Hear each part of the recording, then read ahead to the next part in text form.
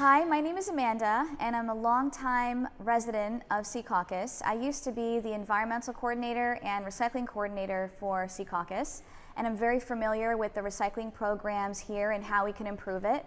So the Secaucus Public Library invited me to come today to speak about recycling, why it's important, and why it's relevant to all of you in your households.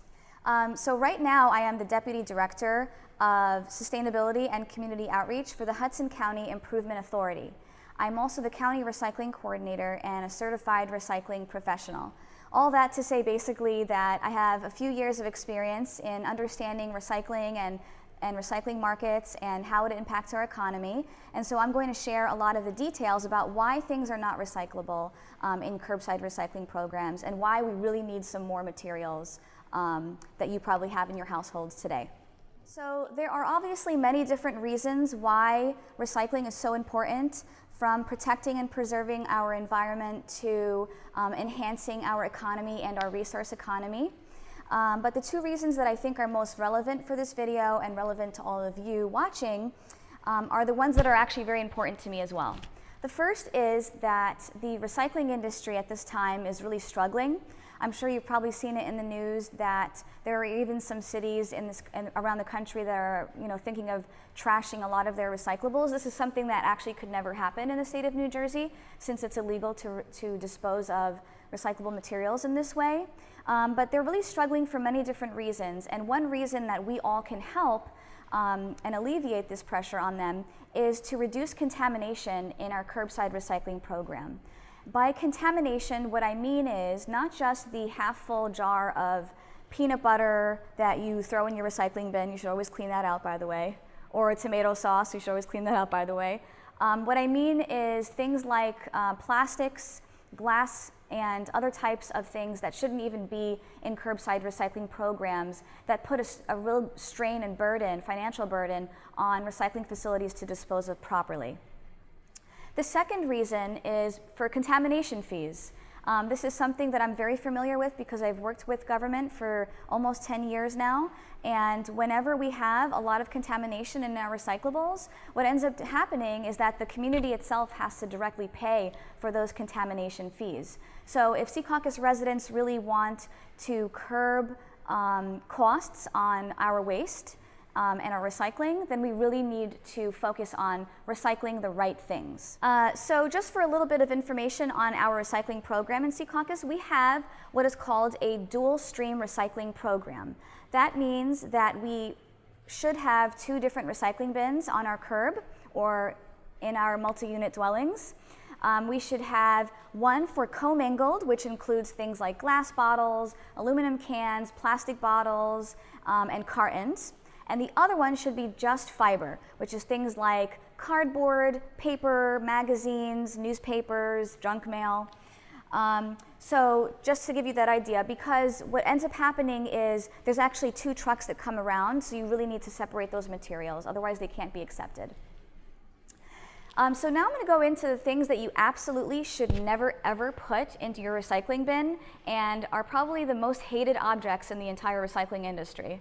And the first is plastic bags, or any kind of plastic film such as this, plastic bags that you get at the supermarket.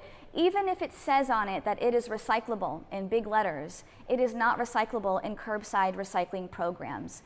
And to explain why this is such a huge problem in the recycling industry, basically when recycling material ends up at a facility, it ends up going through somewhat of a sort of a conveyor belt throughout the facility, where different kinds of sorters, whether they be human, pulling things out that shouldn't be in there, or optical sorters or weight sorters, to make sure that the material is as clean as possible before it's baled and sold. Well, when you have things like plastic bags and plastic film, what ends up happening is it jams up a lot of the machinery, and to safely remove it, what they need to do is shut down the facility or that machine to remove it. So that they can continue on with the rest of, sorting the rest of the material. The reason why that's such a problem, as you can imagine, is it's very wasteful in terms of money and also time. And it's just one small way that we can help recycling facilities is by just eliminating this completely. And of course, what you could use instead is, a reusable bag. And we're constantly giving them out. in Secaucus, so stay tuned for maybe our next giveaway. The next thing that you shouldn't put in your recycling bins for the very same reason as plastic bags, things like cables, hoses, ropes, wires, all of those things can jam up the equipment and definitely should not be in your recycling bin. Another thing is styrofoam. Styrofoam is its trade name. It's called polystyrene actually, and it's made of 90% air. You know probably what I'm talking about. It's these cups that you basically get when you get hot coffee or hot drinks or hot foods. Basically this material is really difficult to sell. There is no market in the world for food grade styrofoam.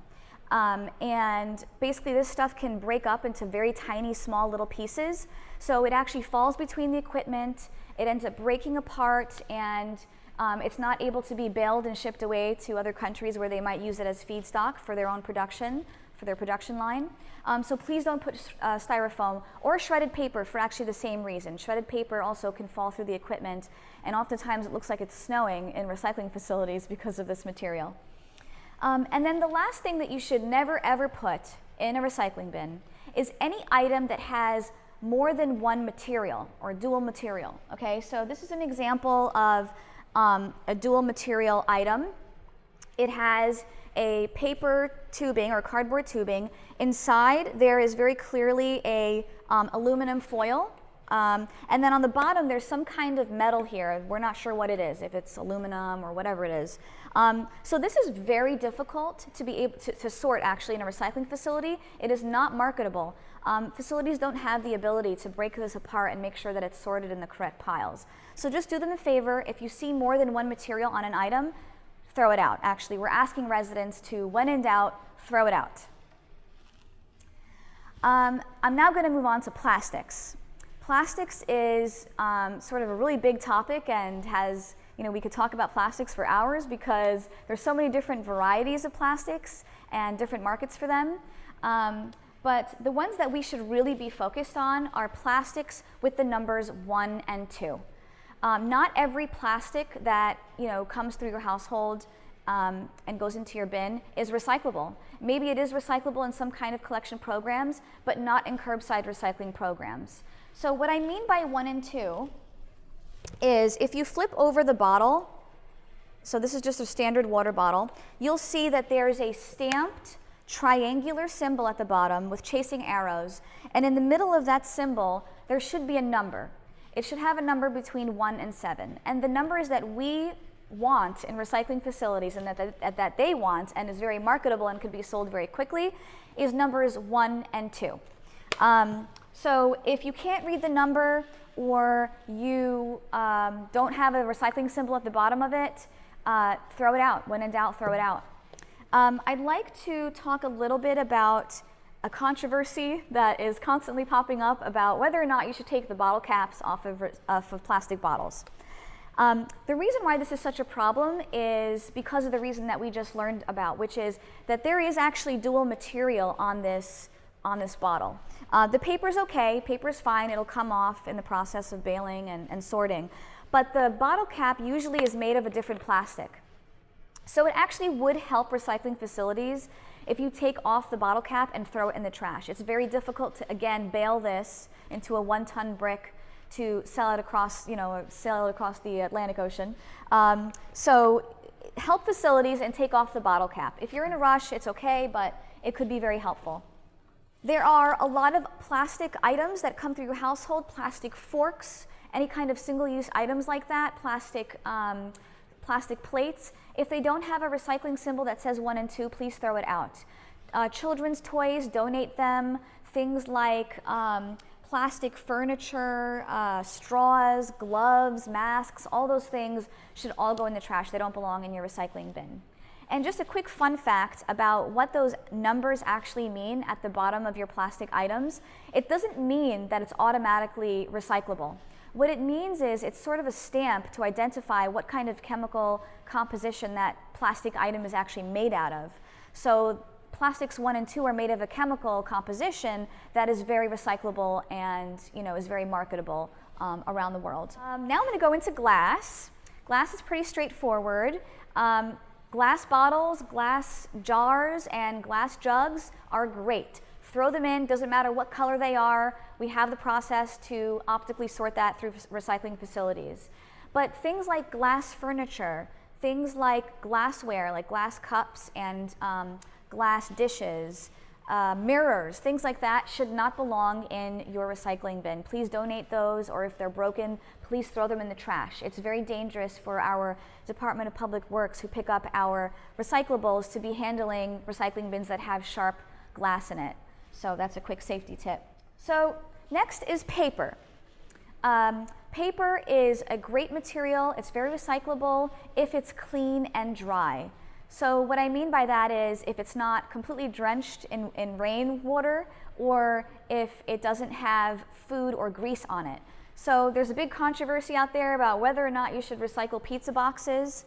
Well, I can tell you, as someone who has been, an avid recycler, what I end up doing is I look at the pizza box to see which side is the greasy part. I throw the greasy part in the trash, and I put the clean part in the recycling bin. There's no problem with that at all. Boxes, magazines, junk mail, stuff like that is all great for the paper recycling bin.